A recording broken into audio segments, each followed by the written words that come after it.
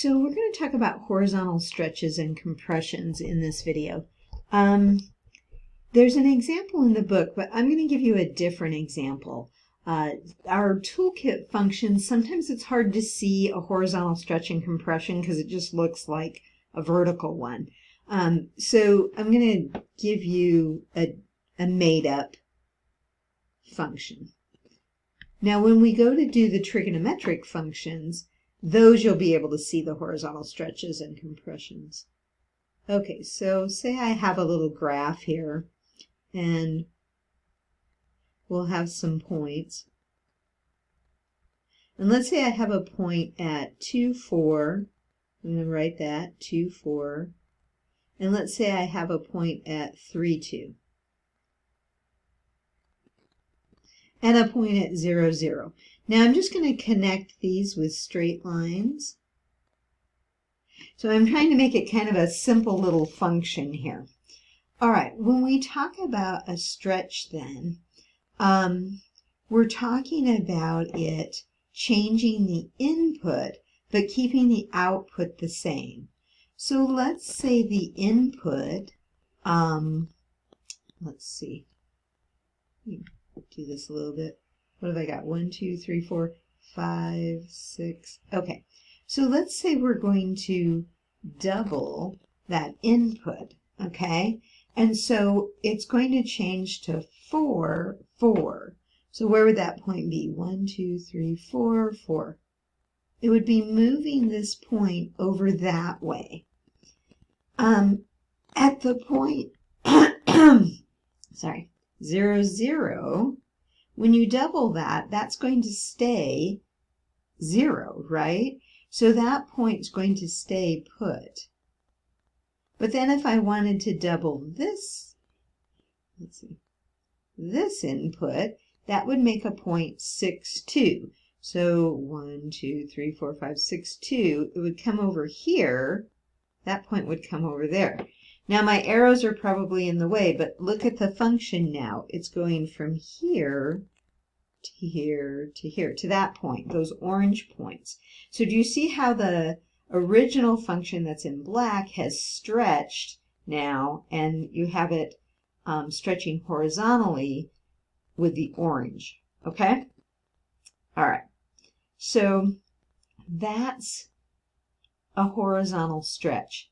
The notation gets a little tricky. Okay, so in the notation, you have, let's call this f of x, the one in black. Okay, and then we'll call the one in orange g of x. But what's happening? Your g of x, you're taking f of something. And what is that something? Well, this is where it's tricky. Think about what this point is right here. That point right there was 4, 2. No, it wasn't. It was 4, 4. Sorry about that. Okay, so that point was 4, 4. So you're trying to relate it. You're trying to get an output of 4, but in the original function, f of x, what gives you an output of 4? 2. 2 gives you an output of 4, right? And so you need an input now of 4, but you want it to be really turned into a 2 so that you can take f of 2. Okay, so what it means is my function's going to look like this. It's going to be 1/2 of x. See, now if I take this 4 and I put it in the function, I'm going to take half of 4, which is 2, and then I'm going to say, what's f of 2? Well, that comes from over here, the original point, 2, 4, and that's going to equal 4. And the same thing would happen here with this point, 6, 2. If I put in a 6 for x, I take half of 6, which is 3, and then I'm finding f of 3, which goes back to the original point, 3, that has an output of 2. Okay? So if you're a little confused, I totally understand that because it's a little bit confusing. I'm just trying to explain it. There's also an example, a different example in the book.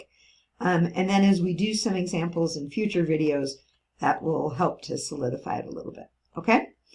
All right, so you have to be a little patient with this one. All right, now we're going to do a horizontal compression. So I'm going to take that function I had, and it was starting at 0, 0, and it was at 2, 4, and then it was at 3, 2. Right? That was the original f of x I had. Okay, so now when I go to compress it, I'm going squishier, right? Okay, so I want to compress it by a half. So I'm going to take this point that was at 2, 4, oops. Let me write the points up here, 0, 0 again, and 2, 4, and 3, 2. Okay, but now we're going to cut the input in half, but keep the output the same. So when I cut it in half, I'm going to be moving it this way, and I'd have a point here. That point's going to be 1, 4. Do you see how the input's getting cut in half? So that's why it's a compression. So my 2 becomes a 1, but I still have the same output of 4. Okay, then we'll do the same thing here. We're going to cut that in half, and so half of 3 is 1.5. Okay, so it's going to be right here, this point, 1.5, 2, and so I get a new graph that's compressed. By the way, 0, half of 0 is still 0, so that stays put. And so you can see that the original function, f of x, now has been squished in toward the y-axis, making it a compression. Okay? Now, here comes the tricky part, the writing. So let's call this green function h of x. Let's call it h of x. So h of x, it's going to be getting an output based on the original function, right? So my outputs are staying the same. It's the input, though, that I want to alter. So I want to take the number that I'm putting in, 1, but I really want it to be a 2. So I'm going to double it, okay? So it's going to look like 2x. Now what happens, looking at the green function line, when I put in a 1, if I put in a 1 there, I'm going to have 2 times 1, which is 2, and I'm going to have f of 2, and I know from the original function, f of 2 is 4.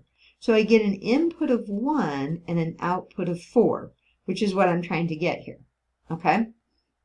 And then the same thing happens if you put in 3, you're going to get, you're putting 1.5, and then you're going to get 3, and then the output f of 3 will be 2, okay? All right, so now we're going to try to put this together in an overall understanding of a stretch and compression. So if we have some function, and the relation is f of bx, okay, where b is a constant, then if b is greater than 1, okay, so think about when it was greater than 1, then that's going to be a compression,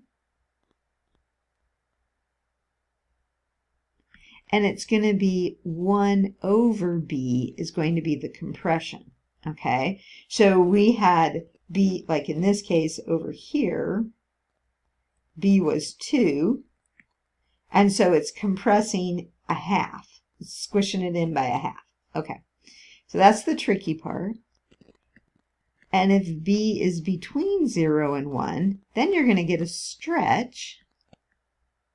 And if you take the reciprocal of b, so over here, when we had the stretch, if you take the reciprocal of 1/2, you're going to get 2, and that's why it was stretching to twice the domain, Okay, so if b is negative, so if b is less than 0, then it's going to have a reflection and either a stretch or a compression.